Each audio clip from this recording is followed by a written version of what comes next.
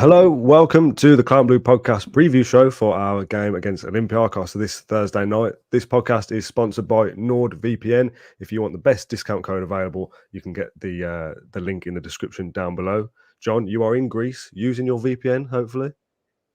I am using my VPN, yes, I am, Dan. And I'll probably use it to watch the Champions League game later as well. Yes. So, yes, very useful. Nice, good. And your Wi-Fi is actually holding up very well, considering that you're in a hotel room in Greece. And you genuinely are. It looks like you're still at home because it's still only a playing background. You just want to very quickly prove that you are in Greece. Just giving us a quick spin. I don't want to flash anything. Well, there's nothing here anyway. I don't know. There's a hotel sign, actually. Okay, okay. That just about proves it. I'm hoping that the Gate 7 Ultras don't recognise this hotel. I'm sure they probably do. Excellent. Right, okay, we are doing this live. There's comments rolling through already. Good evening, everybody. Thank you for joining us. If you're watching this on catch up or listening on Spotify or Apple Podcasts, we're about to talk about Olympiacos on Thursday. It's Tuesday as we do this. We are going to have a preview with Stephen Cantora again. Yay, can't wait for that, everybody. That'll be out on Wednesday afternoon. I'm sure he's absolutely buzzing about the first leg. Job for us to do, John, as we're fully aware. But as we've already spoken about together, either on Monday or last week, whenever it was, this tie is not yet over, is it? No, so you go here. Oh, you had so long to have a drink then, and you start putting it to your mouth when I finish talking. Just like me, I'm going to start now. Yeah. Yes, we do have a job to do, and it will be difficult. Of course, we are 2 goals behind against a team who put 4 past us at Villa Park, and they have a strong record at home, at least of scoring lots of goals themselves. So I do think that while some fans are saying, we can definitely win by 2 goals, and I am, I subscribe to that. We definitely can. We can also concede a couple of ourselves. So I don't think this is a game that Villa are going to win 2-0 or 3-1. I think would be the kind of, the least amount of goals they would have to score, if that makes sense, 3 goals. So that's why it's a shame that Rodgers picked up an injury in the last game. Sorry if that's kind of a negative start.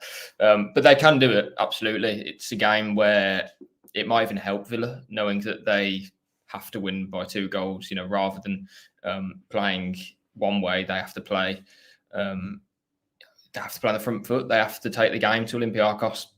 It'll be interesting to see how Olympiacos play themselves. I presume they won't change because their manager, when I went to Villa Park last week, said the same as what Fonseca did of, we're not going to change. It doesn't matter if they're a Premier League team or that they're 4th and they've got lots of quality, because our best chance of going through is by winning both games. That was their plan, win both matches. And Lille nearly did that at Villa Park because of the chances they had, and Olympiacos did. So, massive task for Villa. But weirdly, it feels a bit like a free hit, and I don't think we would have been saying this a few weeks ago before the first leg. But I do think that because we lost the first leg, it feels like, well, if we go out tomorrow night, then hopefully we can get Champions League on the Monday or the Tuesday. And, that's kind of a quick way to get over what would be a bit of a disappointment, but it wouldn't come as a shock if we get knocked out from here. Yeah. What would be painful and frustrating is if we do get the 2 goals and then concede later on, or 3 goals or whatever it may be, and we put up a fight and then get knocked out. So, yeah, hopefully it goes our way. We know that if we score twice and take the game to extra time, and Emi Martinez is hopefully playing, there's a huge advantage there. So, I know that we have to win by 3 goals to go through before penalties, but I think during the match before penalties, or in penalties, shall I say, I'd snatch your hands off for that right now. And although they won a penalty shootout themselves in Fenerbahce, and I rate their goalkeeper as well, we have the best one. So, yeah, I'm quietly optimistic, but also let's just see what happens. What will be.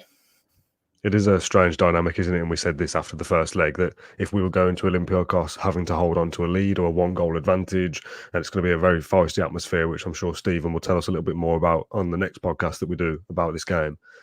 It's a very different thing there to have to go and play and just kind of have a little bit of freedom to go, right, well, we've got to score goals. There's no good being ultra patient, ultra kind of conservative.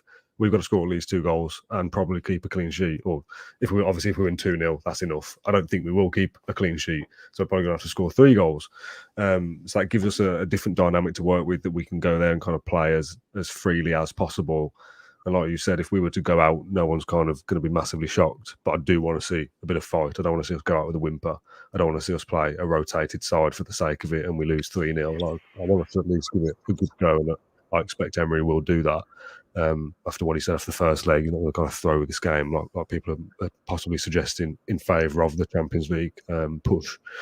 Go there, play your strongest side possible, do everything you can to try and win the game. And if you fall short and you lose 3-2, so be it. You gave it a bloody good go, and that's the bare minimum that I want to see on Thursday night. Lots of comments coming through, David. Good to meet you in Lille, John. Have a great time in Greece. OO says Olympiacos is going to make it to the final, assuming that's an Olympiacos supporter. Oscar says, genuinely feel that we could see another 4-2, but going Villa's way this time. Rachel, I can't handle extra time and penalties. I hope we win or lose in 90 minutes. Rather not lose in 90 minutes and have extra time or penalties as a backup, but I know what you're saying. There's a lot of people commenting about the referee and the match fixing stuff from the mid-2000s, and we're not going to discuss that right now for obvious legal reasons, that we cannot be seen to be accusing a referee ahead of a massive game. But I can see what people are saying about, look out for dodgy decisions in a league that's had problems before, with an owner that's had problems before. But let's see what happens first before we kind of go too early on that. But it's not a great look, is it, at European semi-final to have a referee with that history? But it is what it is. Before we carry on with anything from the game, John, you know me, I love to know a little bit of detail around what you've been up to every time we've done one of these podcasts for Poland or Amsterdam, for France in Lille. I've always asked you how the day's been, how your trip's been, what your hotel, etc. Just before we started, you said you're knackered. It's been a very long day of travel. Just tell me a little bit about what's happened today. Yeah, it's a very long day. I got up at about 5:30. Got on the plane to Frankfurt, stayed there for a few hours, and then came to Athens about 7 p.m. local time. So yeah, I've been traveling literally the whole day. Got in my hotel room at about 8 o'clock because I had to get metro, which takes about an hour from Athens to where I'm staying. So yeah, really long day, and it's 10 o'clock here now, and I feel shattered. Yeah, it's a strange one. Like, just kind of wasted a day of my life traveling, but obviously I need to do that to be here. But do you know what I mean? I was thinking on the plane. I'm only in here for like 3 hours going from Frankfurt to Athens. Like, I wonder how he felt when he was literally skipping a whole day of his life to go to Australia. Yeah. I wouldn't like to do that, but I mean, I did like 8 hours to USA, and it sounds like I'm complaining. I'm not like complaining. I'm just saying that traveling is very long. And I know what you mean, though, because you kind of look at a flight, don't you, and think, 4 hours, that's okay. Like, get on at 8, get off at 12, but it's like all the stuff that comes with it, the waiting around, the metro stuff, all that. That's difficult because you've got to do all the other stuff, like more security and more walking and more reading foreign languages and on signs and stuff. So yeah, it's taxing, but I'm here. It's all good. All for a good cause, and hopefully a good cause if you're there for charity. There for a good reason, at least. It wasted a day to go and see Villa in a European semi-final. Like, there was a reward at the end of it. We hope there's an extra reward at the end of it by means of actually progressing through to the final. Be one of the comebacks of the ages, won't it? I'll say that it's only a 2-goal disadvantage, but it feels like a lot of people have possibly resigned to the fact that this is going to be a really tough ask to get over the line. What about the hotel? Just quickly. I know you kind of gave me a little flash of it there. Is it okay? Are you okay, John? Are you all right over there? Hey, I'm fine. Hotel's nice. Wi-Fi is great, which is Wi-Fi is good, yeah. The only thing I need is a bed and Wi-Fi and my own laptop. And that's it. And some food, which luckily after walking around for 20 minutes, because I say it's quite late here now, I did find a shop that was selling something. I don't know what it is, but I bought it because it had a sausage in it. And I thought, yeah, we'll take it. I had like a sausage roll or a sausage like what? You said there's a sausage in it. She gave me. I said to you that she gave me 2 of them because she probably thought I looked lost, and to be fair, I was lost because my data didn't come up on my phone, which was it's fine now. Worrying, isn't it? Yeah, so it's basically like I don't know what it is. If there's any Greek people in the chat, it's like a curly sausage roll. Okay, that looks quite thick, doesn't it? Like thick. Is that pastry? It's not as flaky as a Greg's, is it? Yeah, Oh no, it's definitely flaky. It's pastry. Is it? It's basically like a Greek sausage roll, but it's more like chorizo sausage. So yeah, it's all right. I've already had one. Oh. I've only one another. But Well, yeah, fair play. I had a hot Well, dog. she must have looked at you wondering in there, aren't you? Going, he's not from around here. He needs fattening up a little bit. Poor lad. give him one Yeah, on the house.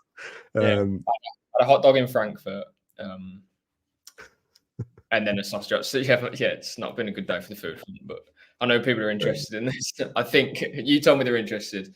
No, every time someone Sure. says ask about John's food situation, you still got another couple of days to get a bit of I don't care at all. So get a few Greek delicacies down. Yeah, did you ever get snails in the end or frog's legs in France? Said it was going to be your mission. Did you do it? no, to be honest, I was lying. So yeah, I didn't do it. Unbelievable. Right. Where was I? I went to see the fans, and then and then it was a madness on that night, wasn't it? So I had yeah. Okay. So, what is tomorrow then? Is it always press conferences the day before the game? How does your Wednesday look? I know you're knackered. You just want to go to bed first, but what does tomorrow look like in Greece? I'm gonna stand in the sun for a while because I missed it today. Nice. And then, no, I've got work to do before the press conference, obviously. So press conference should be around 3:00 UK time for Olympiacos. So don't know if people are particularly interested in that, but I like to get involved in it. So then Villa will land here. I don't know when, probably around 8 p.m. I think Greek time. I think so. 6-7 o'clock UK time should be the press conference from Emery plus a player. Don't know who the player is yet. But yeah, that's when I'll give updates on Tielemans, Rodgers, Martinez. Hopefully Martinez is travelling and he's okay to play. Updates everything else that will come from around 7-8 p.m. UK time tomorrow. Yeah, so we can't offer anything here that is concrete. There's no point us discussing maybe Tielemans will play because 24 hours from now we might know that he definitely can't. So I don't want to waste everyone's time by speculating. The one that is most likely, that's an alarm off my phone to tell me to put the bins out because I'm such a loser. You'll get to this. An alarm to tell you to put the bins out. Because I'll tell you why. When I moved house for the second time, we had so much rubbish that we had to we were always behind. Getting it emptied, and then one week I missed it, so we were extra behind. So I had to take it all to the tip. So from now on, I've got an alarm on my phone every Tuesday to tell me put the bins out. Because if you forget it, the backlog it's not worth dealing with, mate. Trust me when I say another 5 years, you'll get to this stage yourself. You'll have an alarm for all sorts. Okay. Anyway. The one that is most likely to play, in my opinion and speculative opinion, is Emi Martinez, who was pictured at Bodymore, stood next to Pau Torres with a serious game face on. You would assume if he stood there in training, he's fit enough to play and will start, won't he? I think we can kind of guess that one. Yeah. If he's comfortable, 100% he'll start. I was thinking he might just start against Brighton, to be fair, but clearly wasn't 100%. As we said in the pre-match, Emery wanted him to be ready, no risks. Clearly there was a risk of some sort. So, hopefully those, 2 days of rest, he was training before the Brighton game. So, it's a strange one with a hamstring because I'd have thought if he wasn't 100% comfortable for Brighton, then a few days later playing against Olympiacos would probably be like too much. But maybe it isn't. Maybe I'm just unaware. Well, I am unaware of what Martinez is feeling in his hamstring, obviously. So, hopefully he's all fine and he can play. Then play against Liverpool, and then, hopefully, God, if we were to get through into the final and Champions League on Monday, what a few days that will be. Probably like too much. Maybe we're asking for too much there, but it's possible. And Martinez playing will boost those chances by like 70-80%. So. Yeah. And by the way, this isn't anything against Robin Olsen. I feel like whenever we talk about Martinez, there's always the thing of like, because of that. But I can't remember if I've done a podcast before that game done. Oh, we did one yesterday, didn't we? I don't know if we gave Robin Olsen any credit, but he deserves the credit for sure. Like, he made lots of top saves. Unlucky not to save a penalty. Misplaced one pass. So, like a top performance from him. I hadn't seen that performance from Olsen before, and kind of proves kind of to a degree, some people wrong, I suppose, that he is capable of playing in the Premier League. But of course, we know he's not at the level of Martinez because few goalkeepers are. So, yeah, just feel like I have to always add that bit on when we talk about Martinez. Yeah, that's fair enough. Lots of people in the comments chatting amongst themselves about this referee thing. As we said, we're not going to go into it now.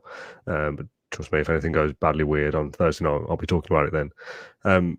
For those that are watching this with us live, I'd like score predictions in the comments, please, and I'll read those out at the end of the show.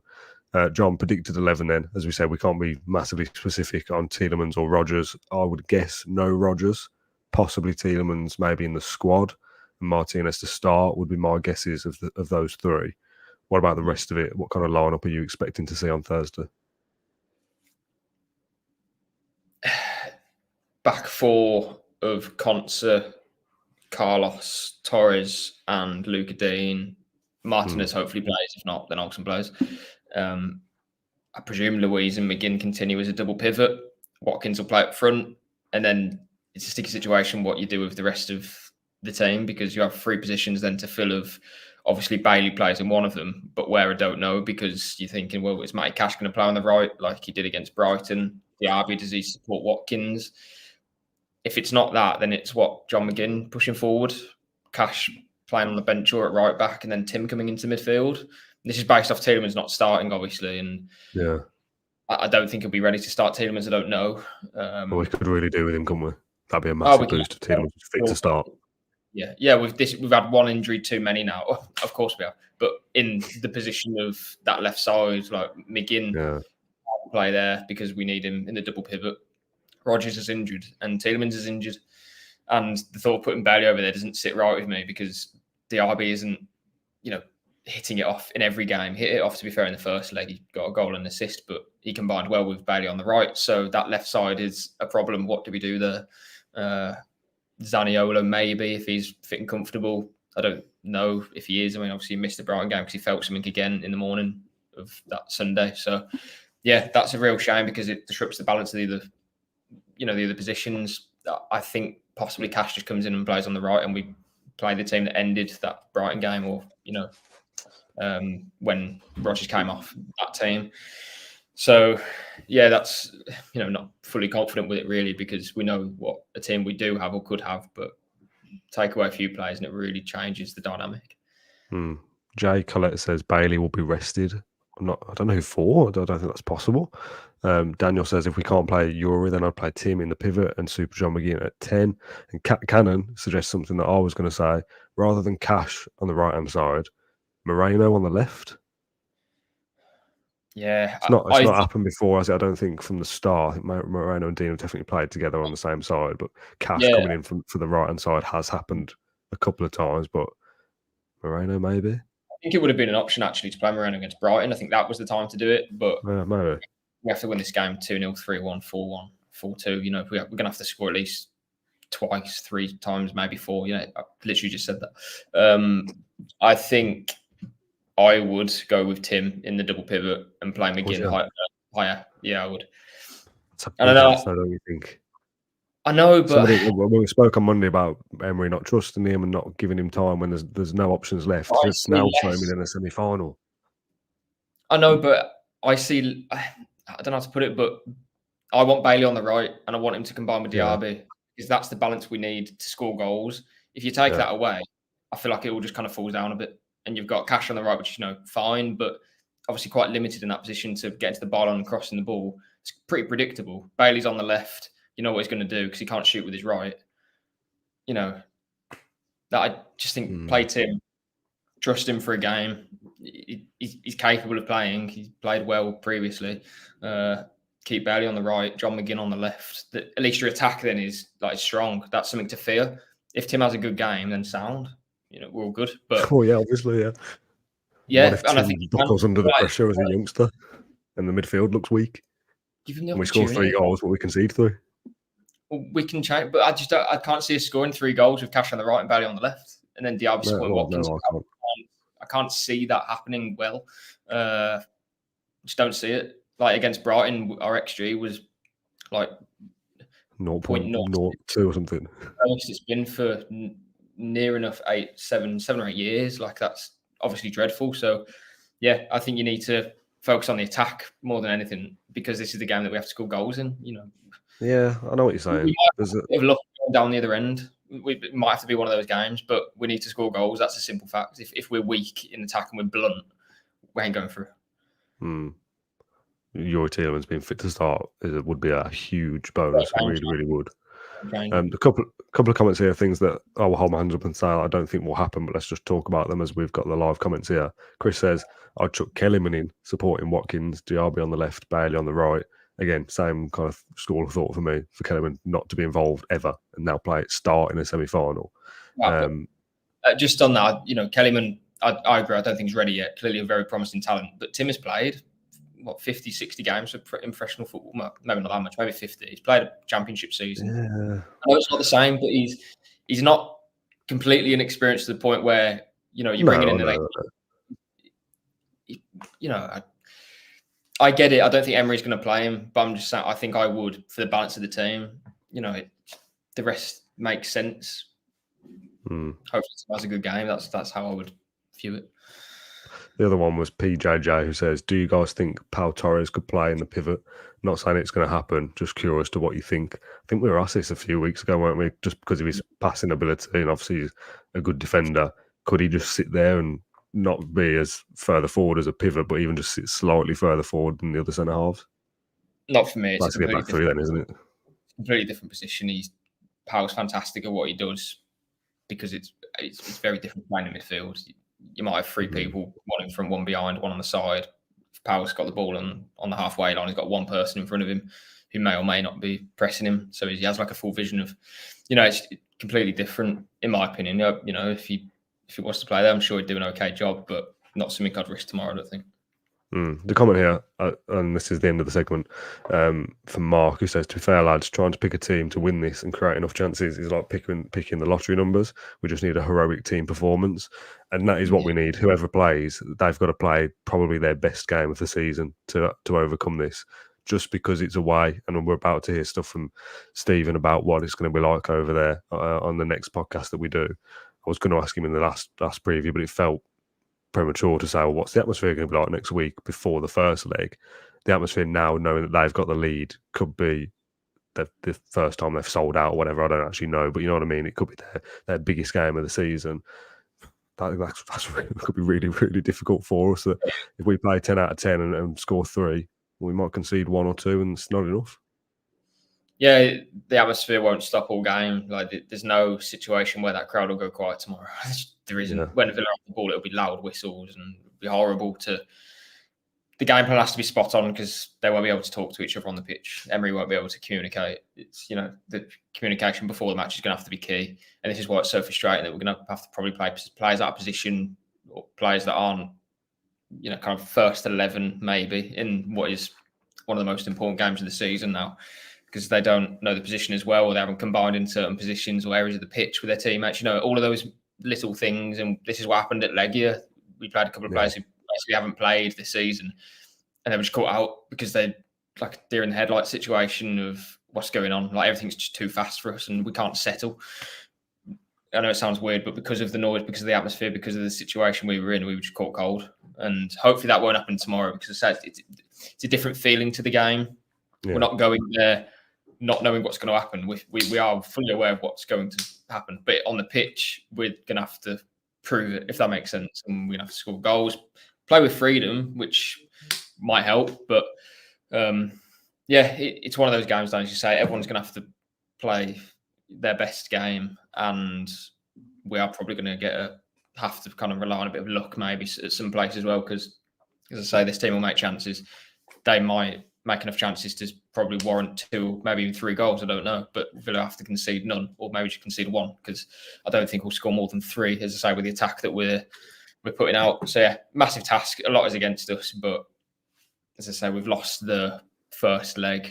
It wouldn't be a shock if we went out. So let's just give it the best that we can, believe that we can do it, and see where the night takes us. Yeah, okay. Let's do score prediction then. I don't know. I find this really, really difficult to call. Bloody obvious alert, bloody obvious klaxon. How important is the early goal, and that it goes Villa's way? If we're 1-0 up within 5 or 10 minutes, that changes everything for momentum, don't you think? It does. I'm not so on it with the early goal part, though. The first goal is important because if we can see that's tricky from there. But we can score 2 goals in 5 minutes at the end of the game. We could go 0-0 at half time or 1-1 or whatever it may be. But 2 goals can happen at any point because as soon as we score it and we're only 1 goal behind, that just changes everything. So, whether we get it in the first 5 minutes or the 83rd, we saw against Lille that, they scored one in the first half quite early, second half on like the hour mark, and then we scored in the 87th. So I know it sounds stupid, but it's a 90-minute game at least, for Villa to score their first 2 goals of the game. And that's why it seems simple, and that's why the Luiz penalty was so frustrating because 1 goal feels like the title level almost. So yeah, but I forgot about that. We have said though, we have to score twice. We know that, so do they. Might even help us. 1 goal, they could, I don't say collapse Olympiacos, but they might feel the pressure then of thinking, we can't let the fans down from here, and all of a sudden Bailey's just gone in behind him, and that kind of thing. So yeah, we'll see. But the early goal doesn't really matter too much to me. Whatever, but scoring the first goal is important because if they get it, their tails are up and they've got a place in the final almost at that point, haven't they? So going to be very, very difficult if they go 1-0 up at any point.